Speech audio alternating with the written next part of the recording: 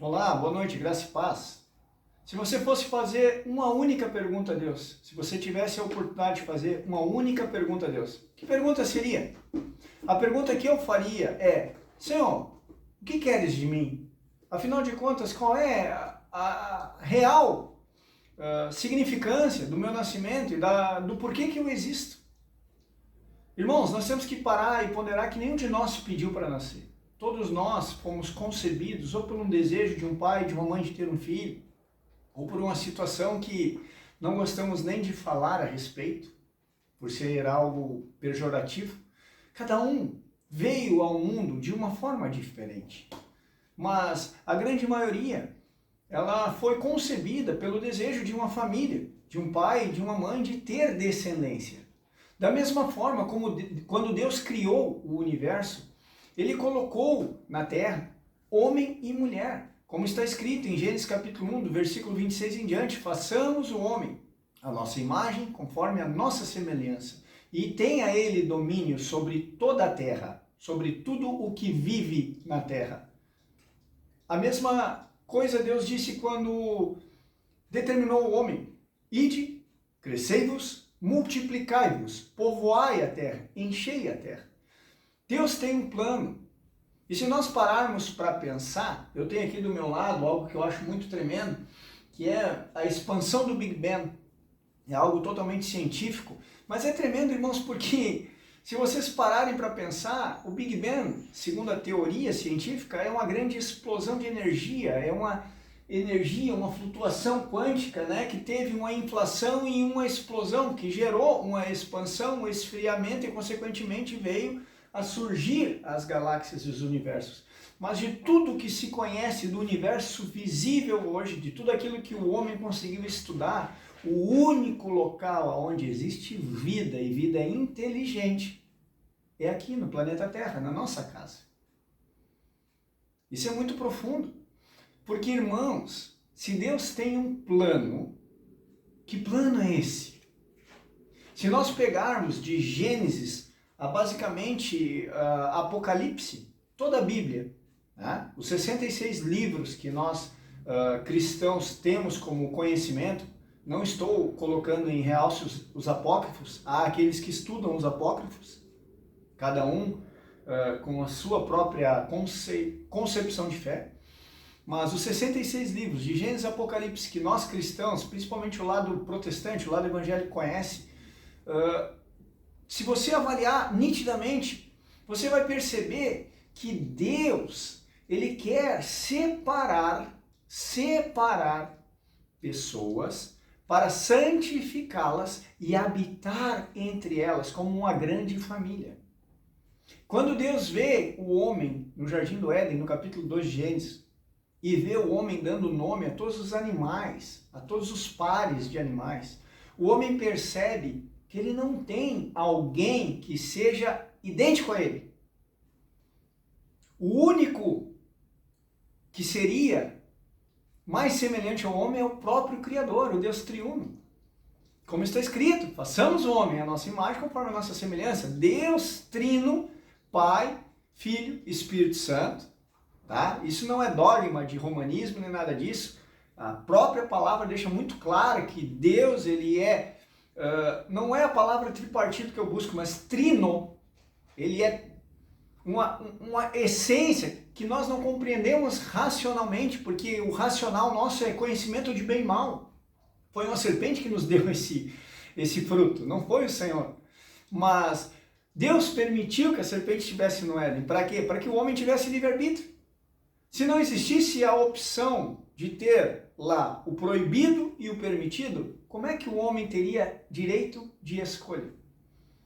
Mas voltando ao tema, quando o homem dá nome a todos os animais, percebe-se que não existia uma auxiliadora que lhe fosse idônea, alguém que fosse idêntica a ele, alguém que pudesse ser companheira dele para que ele pudesse dar prosseguimento ao plano divino, que era multiplicar. O homem não ia casar com o hipopótamo, nem com a girafa.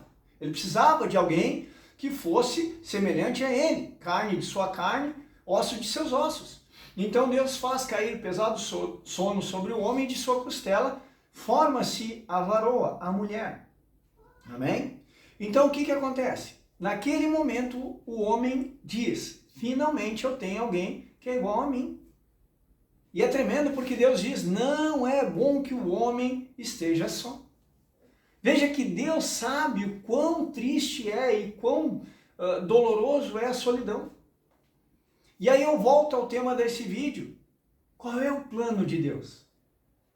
Deus é o Criador dos céus, da terra, de todo o universo. Ele é o autor de toda e qualquer forma de vida que existe no mundo.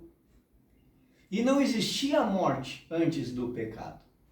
A morte entrou no mundo através da desobediência de um homem. Está escrito na Bíblia. Então quer dizer, tudo que Deus criou era para perdurar eternamente. Mas, para que o homem tivesse livre-arbítrio, Deus permitiu que a morte entrasse no mundo. Porque se Deus quisesse, sendo onisciente, ele não permitiria que a árvore da serpente estivesse no Éden. Deus sabia o que ia acontecer. Deus é onisciente. Deus sabia que um certo querubim da guarda ungido um dia se rebelaria contra ele e tentaria roubar seu trono. Deus já sabia tudo isso. Agora, por que Deus permitiu todas essas coisas? Não convém que o homem esteja só. Farei para ele um auxiliador a que lhe seja idôneo. Não convém que Deus esteja só. E você vai me dizer, mas Deus não está só, Ele é trino, Ele é Pai, Filho e Espírito Santo. Ele tem os anjos que o adoram.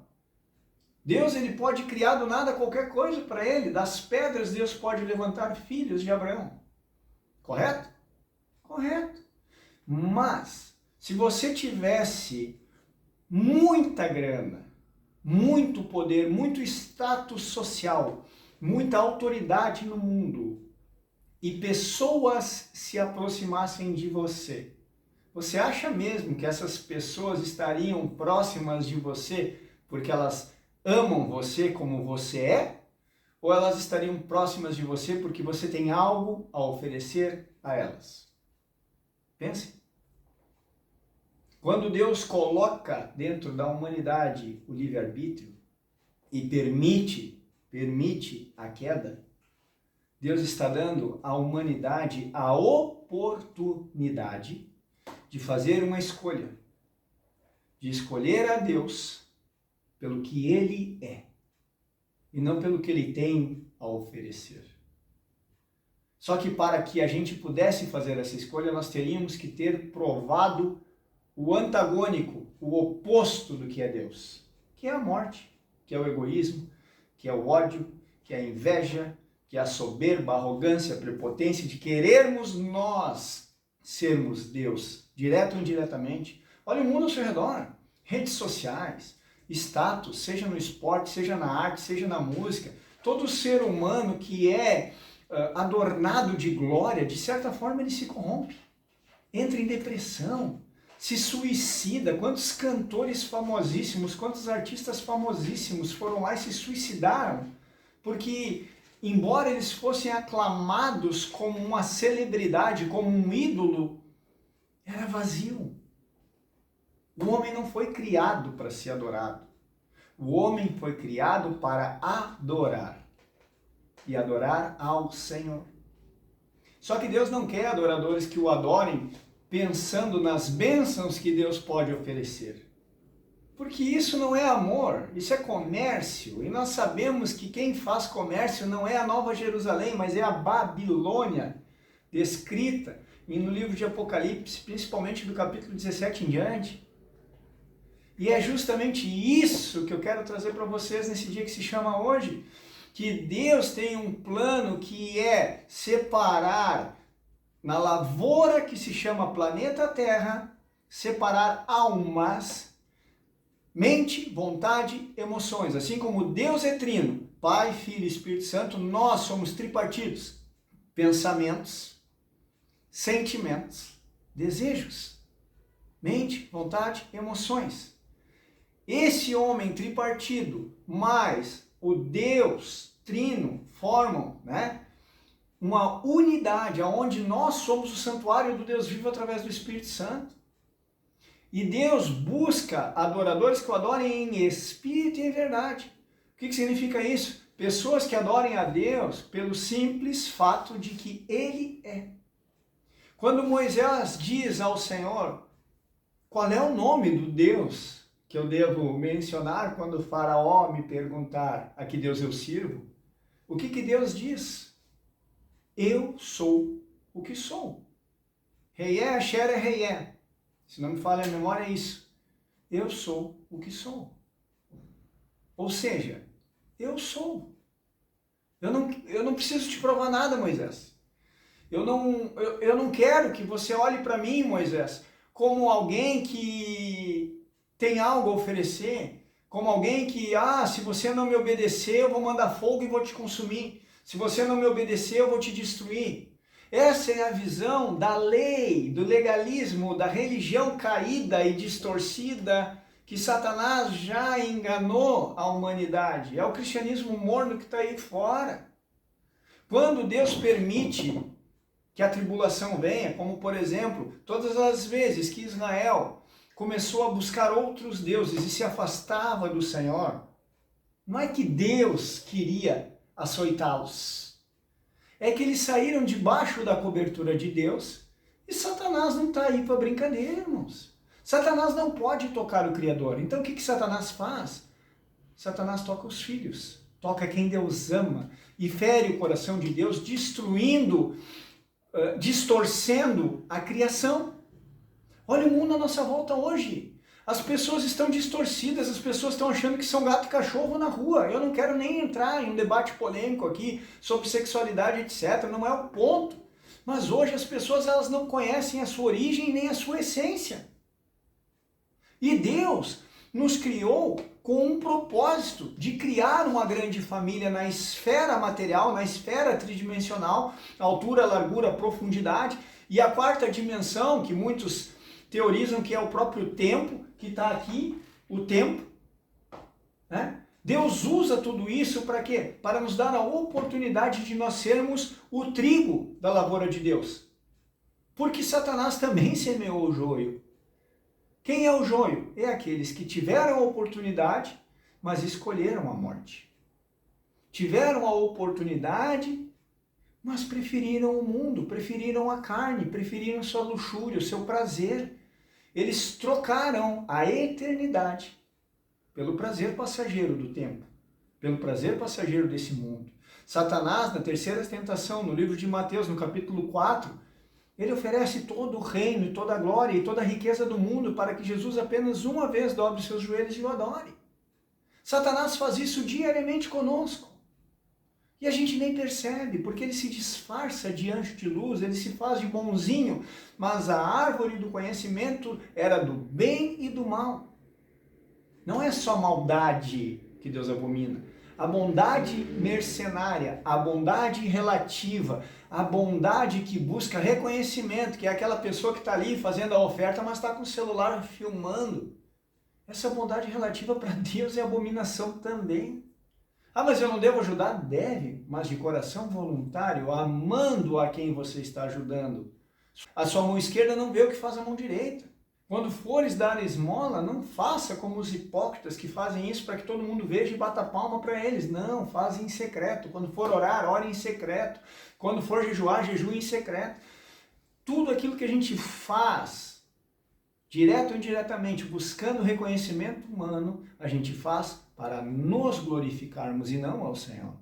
Só que quem quer roubar a glória de Deus não somos nós somos apenas um receptáculo de uma esfera espiritual muito mais abrangente. Já é comprovada cientificamente, filosoficamente, qualquer coisa que você queira usar, que a esfera emocional e espiritual da alma humana é ela que gera a maioria das doenças. Uma pessoa que é negativa, uma pessoa que abre a boca só para falar coisa de desgraça e de morte, é uma pessoa totalmente corrompida, doente. É uma pessoa que faz mal para si e para quem está perto. Você nunca entrou num ambiente onde você se sentiu pesado, você se sentiu oprimido, começou a te dar enxaqueca, começou a te dar dor de estômago, porque o ambiente naquele local está tomado de demônios. Porque alguém ali dentro dá legalidade, dá autoridade para que os demônios tomem conta do ambiente, porque é uma pessoa totalmente negativa. Eu não estou falando de filosofia aqui, eu estou falando de palavra pura. Quem conhece a Bíblia sabe o que eu estou dizendo. Agora, uma pessoa que anda na luz, uma pessoa que é grata, que tem gratidão no seu coração, uma pessoa que entende que tudo nesse mundo é passageiro e que tudo que acontece, de alguma forma acontece para quê? Para que a gente tenha a oportunidade de glorificar Deus, tanto na alegria quanto na tristeza, tanto na saúde quanto na doença, tanto na riqueza quanto na pobreza. Por quê? Porque o Senhor nos ama e permite que a gente passe por sofrimentos e provações para que a gente cale a boca do diabo e diga para o diabo: eu amo a Deus, não é pelo que ele me oferece, eu amo a Deus pelo que ele é. Amém? Vocês entenderam isso? Quando você está passando por uma situação negativa, como Jó, que era um homem fiel, o homem mais fiel debaixo da terra. Se Jó, que era fiel, passou por sofrimentos, Satanás reivindicou o direito de tocá-lo, porque diz que Jó somente adorava a Deus, porque era abençoado. E o que Deus disse? Eu confio no meu servo Jó, pode tocar, só poupa a vida dele me pertence. E Satanás tocou na família, tocou na saúde, tocou nas posses, na riqueza. E Jó não blasfemou. Se sentiu injustiçado? Óbvio.